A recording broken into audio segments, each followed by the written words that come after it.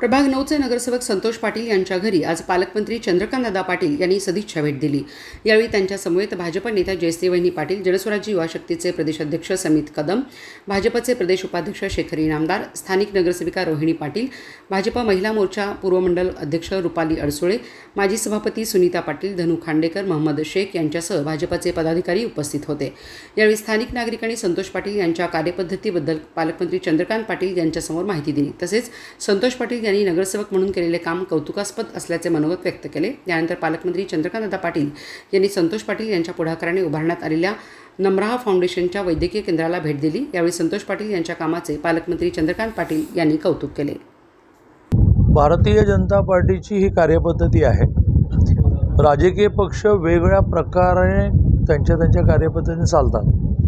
Bharatiya Janata party ही कार्यकर्त्याचं घर, कार्यकर्त्याचं कुटुंबीय, कार्यकर्त्याचे दुःख, कार्यकर्त्याच्या अडचणी याला ॲड्रेस करून, याला एका अर्थाने डील करून मग आपलं आंदोलनं, निर्णय, वेगळ्या मोठ्या योजना हे कार्यकर्त्याच्या आधारावर असतं।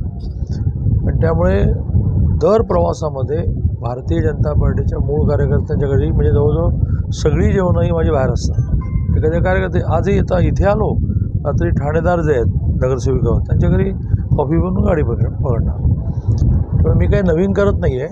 आता आलेल्या नवीन ग्रुपमधले असे कोण आहेत की ज्यांच्या घरी जाण्यातून त्यांच्या घरच्यांशी ओळख होईल, त्यांच्या गटाशी ओळख होईल, असा प्रयत्न आज झाला। पुढच्या आठवड्यात आलो की आणखीन 1-2 जणांच्या घरी जाऊ।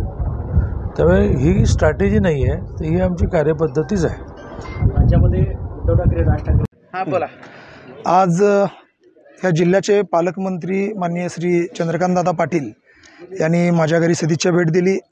माझ्यावर प्रेम करणारे माझ्या परिसरातील तमाम नागरिक त्यावेळी तिथे उपस्थित होते। त्याच पद्धतीनं तिथं वेगवेगळे प्रश्न घेऊन माझे काही सहकारी आलेले होते। त्यातील प्रामुख्यानं वीर शिवा काशी स्मारकाचा विषय बरेच दिवस रेंगाळलेला होता, तो विषय असू दे। त्याच पद्धतीनं आमचे काही कर्मचारी आहेत ज्यांना परमनंट करायचा विषय, तो रेंगाळलेला विषय असू दे। काही खोकी अतिक्रमणाचा विषय होता, तो विषय असू दे। अशा बऱ्याचशा विषयाबरोबर बुद्धिबळ भवन आणि योग भवन याचीही चर्चा झाली। आणि या सर्वाच्या दृष्टिकोनातून एक लवकरच आढावा बैठक लावण्याचं आश्वासन माननीय पालकमंत्र्यांनी दिलं। त्याच पद्धतीनं आमच्या परिसरातील महापालिका व नम्रहा फाउंडेशनचं संयुक्त विद्यमान जे हॉस्पिटल आहे तिथेही त्यांनी सदिच्छा भेट दिली। आमचा लवकरच प्रयत्न राहील की त्या हॉस्पिटलला डेंटल क्लिनिक लवकरच उपलब्ध होईल, त्याचा पण निधी पालकमंत्री देतील। आज त्यांच्याबरोबर आमच्या नेत्या जयश्री वहिनी असू देत, समितदादा कदम असू देत, शेखरजी इनामदार असू देत, या सर्वांनी या कार्यक्रमाला उपस्थिती लावली। त्याबद्दल त्या सर्वांचे व माझ्यावर प्रेम करणाऱ्या व या माझ्या घरी दादा आल्यानंतर आवर्जून येणाऱ्या सर्व माझ्या मित्र बांधव, मार्गदर्शक सर्वांचेच मी मनपूर्वक आभार मानतो। आज सांगली जिल्ह्याचे पालकमंत्री माननीय चंद्रकांतदादा पाटील यांनी नम्रहा फाउंडेशन आणि सांगली मिरज कुपवाड महानगरपालिका संचलित नम्रहा हॉस्पिटलला भेट दिली।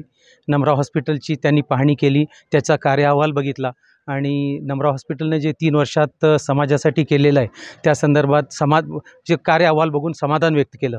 आणि पुढे जो नम्रहा हॉस्पिटलचे जे भविष्यातले जे प्रोजेक्ट आहेत त्याला संपूर्ण सहकार्य देण्याचं आश्वासन चंद्रकांतदादा पाटील यांनी दिलेलं आहे। त्यामुळे आम्ही दादांचे आभारी आहोत। थँक्यू।